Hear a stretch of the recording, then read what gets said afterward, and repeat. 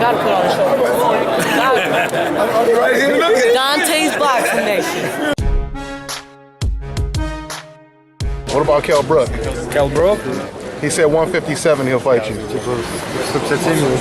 think it's too small. Too small? Too small, yeah. You know, my focus on 160 in middle division right now. Kell Brook or everybody just trash talk, you know. Dante's Boxing Nation, what's going on, guys?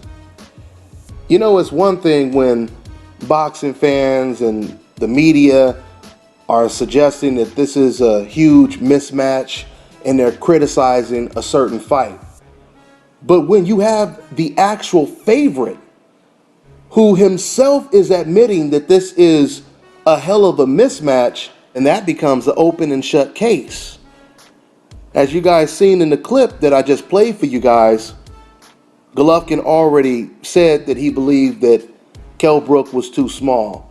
Now, I thought that if this fight would have been held at 157, which is originally where Kell Brook wanted the fight, maybe it would make him a little bit more of a live underdog in this fight. He's already a underdog, but it would make him more lively if maybe we seen Golovkin come down about 3 or 4 pounds. But Kell Brook didn't even get that request of having this fight at a catch weight. And I'm not gonna say I know what happened in negotiations because I don't. For all I know, Kell Brook could have just said, forget it, I'll go ahead and fight at 160. Or it could have been the same situation it was with Khan and Canelo, where Khan, he actually wanted the fight at a lower weight, and Canelo said, nope, you're gonna have to fight me at 155 or there's no fight. So those will be questions that I'll be asking. We'll find out later on how those negotiations took place. But anyway, so after Golovkin already said a couple months back that Kell Brook is just way too small, even today, Golovkin is not retracting that statement. In fact, he's even going further to confirm that he believes that Kell Brook is way too small for him. Now, Golovkin, he definitely gave Kell Brook his props for taking this fight. There's no doubt about it. It shows the heart that a fighter like Kell Brook and Amir Khan had for even taking the fight. When once again, we haven't even seen fighters like Canelo or Golovkin yet move up 2 weight classes or even 1 weight class to face a guy naturally bigger than them that's actually one of the best fighters in the division, if not the best fighter in that division.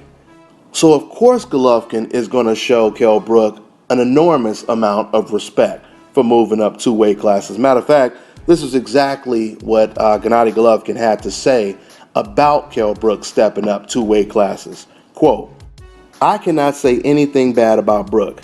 He is a great fighter, he has a good record, and he fights pretty well. I know there are many boxers who refuse to fight me, so I'm a little surprised, and I'm really proud of this fight. Now, when Golovkin says he's surprised, he means he's surprised that Kell Brook took the fight. Then he continues by basically saying, I do not know why Brook decided to climb up by 2 divisions from 147 to 160, but I'll be ready because he has earned my respect for trying to take all my belts. End quote.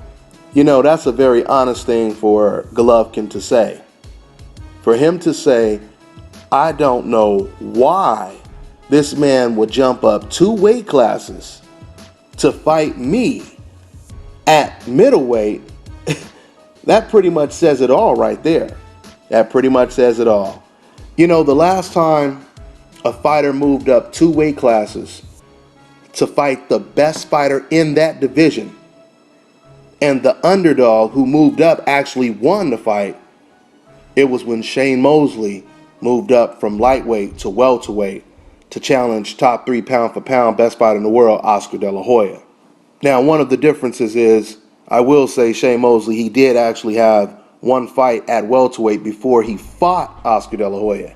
He fought Wilfredo Rivera. Then he fought Oscar De La Hoya next. This situation is different for so many reasons. For one, styles obviously make fights.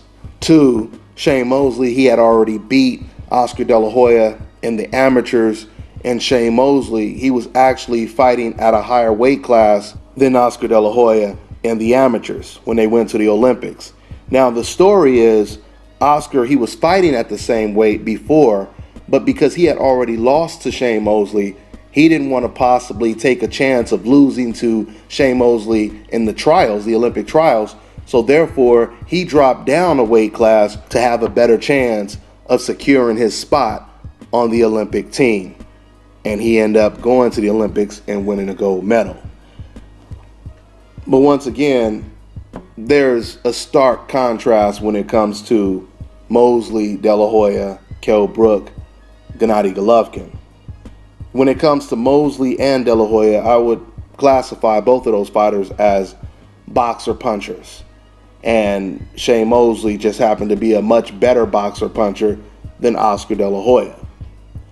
But with Kell Brook's situation, he's moving up 2 weight classes to fight one of the hardest punchers in all of boxing, and he is a very aggressive fighter with the amateur pedigree. And the reason why I say he has an amateur pedigree, because he's not a dumb aggressive fighter. Okay? This is not Pacquiao versus Margarito, where you got a guy who's big as hell and he really can't hurt you, just like Margarito actually hurt Pacquiao. But Margarito, he didn't have the intelligence, the defense to basically dominate someone on the skill level of a Manny Pacquiao. In this situation, you have a middleweight who, once again, is aggressive like a Margarito, but 10 times more intelligent than a Margarito. A lot of aggressive fighters, they don't really think, they just attack. They fight more off of heart and emotion. Everything that this aggressive fighter Golovkin does is calculated. And the more you're moving away from Golovkin, the better he does. He loves to play the role of the hunter. But as we've seen in the Willie Monroe fight, in the Curtis Stevens fight, fighters actually have a better chance of staying closer to Golovkin as opposed to staying away from him. Now, don't get it misconstrued. I do believe if you have the type of footwork that a Lomachenko has, a Floyd Mayweather, Andre Ward, maybe even a Sergey Kovalev, you can keep Golovkin at bay for quite a while. But you would have to mix it up and go on the inside every now and then to get Golovkin's respect.